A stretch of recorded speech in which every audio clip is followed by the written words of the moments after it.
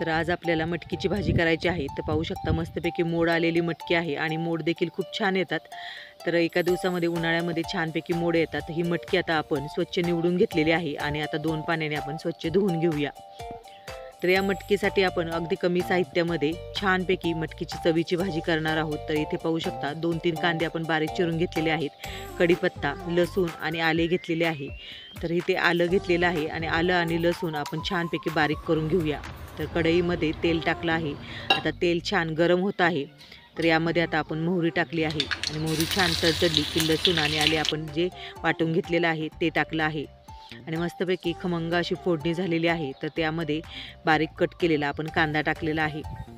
तर मटकीमध्ये जास्त काही न टाकता अगदी लपतपीत अशी मटकी जर करायची म्हटली तर यामध्ये जास्त वाटण न टाकता अशा पद्धतीने मटकी केली तर खूप रुचकर होते। तर पाहू शकता मस्तपैकी कांदा आपला छानपैकी गुलाबी रंग येईपर्यंत परतला आहे। यामध्ये आता थोडासा आपण कढीपत्ता देखील टाकलेला आहे। तर कढीपत्ता आता छानपैकी परतला गेला आहे। यामध्ये आता आपण मसाले वापरूया। तर यामध्ये मी दोन्ही प्रकारचे मसाले इथे वापरलेले आहे। तर एक घरगुती काळा मसाला आणि लाल तिखटाचा वापर इथे केलेला आहे। तर जास्तीचे मसाले न वापरता आपण घरगुती काळा मसाला आणि लाल तिखटामध्येच ही भाजी बनवणार आहोत। तर चवीनुसार आपण थोडीशी हळद देखील वापरलेली आहे। तर मस्तपैकी मसाले इथे पाहू शकता छानपैकी आपण तेलावरती परतून घेतलेले आहे आणि खमंग अशी फोडणी झालेली आहे।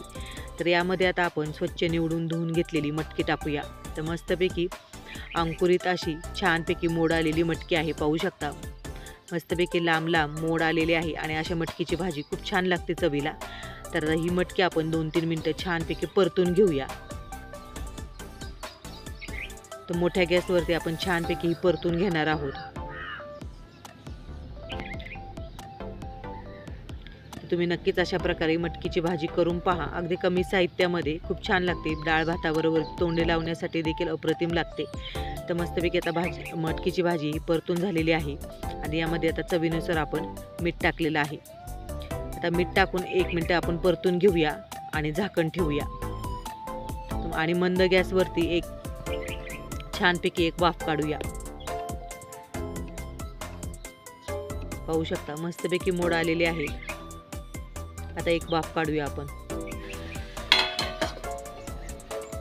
तर पाहू शकता मस्तपैकी 1-2 मिनिटं झालेली आहेत वाफ काढलेली आणि छानपैकी आपली मटकी वाफवलेली आहे।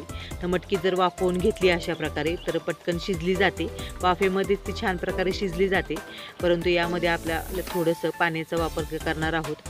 तर आता थोडंसं आपण येथे पाण्याचा वापर करूया, जास्त नाही पाणी घालायचं, अगदी मटकी थोडीशी मऊसूद होण्यासाठी पाणी वापरूया।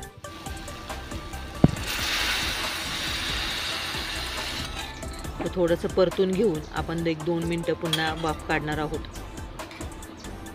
झटपट अशी मोड आलेल्या मटकीची भाजी खूप छान लागते।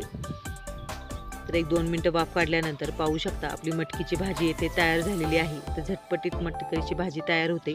तर आजचा व्हिडिओ जर तुम्हाला आवडला असेल तर जास्तीत जास्त शेअर करून, लाईक करून, सबस्क्राईब करायला विसरू नका आणि नक्कीच अशी कमी साहित्यामध्ये मस्तपैकी चपातीबरोबर किंवा डाळ भाताबरोबर तोंडी लावण्यासाठी ही मटकीची भाजी खूप छान लागते। तर पाहू शकता सुरेख झालेली आहे आणि खमंग अशी भाजीची चव देखील खूप छान लागते। तर पाहू शकता थोडंसं पाणी आपण आटून दिलेलं आहे आणि मस्तपैकी सुक्की अशी मटकीची मोड आलेली भाजी खूप छान लागते।